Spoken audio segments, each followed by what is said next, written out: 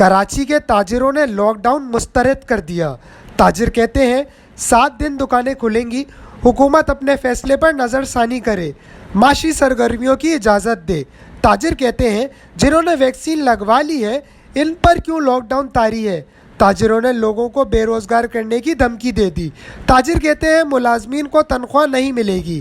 ताजिर कहते हैं कारोबार के औकात बढ़ाने दिए जाएं, लोगों को बाहर बैठ के खाना खाने दिए जाएं।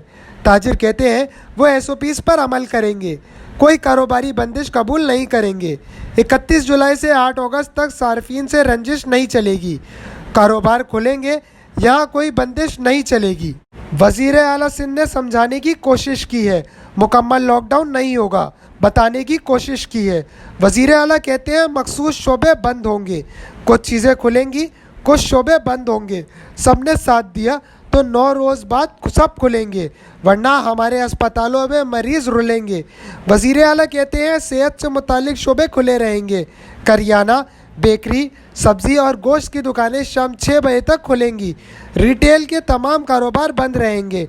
रेस्टोरेंट से टेक ओवर भी नहीं होगा, डिलीवरी की इजाज़त होगी। बैंक, एक्सपोर्ट के शोबे, बंदरगाह, पेट्रोल पंप्स और स्टॉक एक्सचेंज खुली रहेगी। सारे इम्तिहानात मुलतवी हो गए, जितनी ABC थी सारी D हो गई। मोहसिन रज़ा, ज़बर न्यूज़, कराची।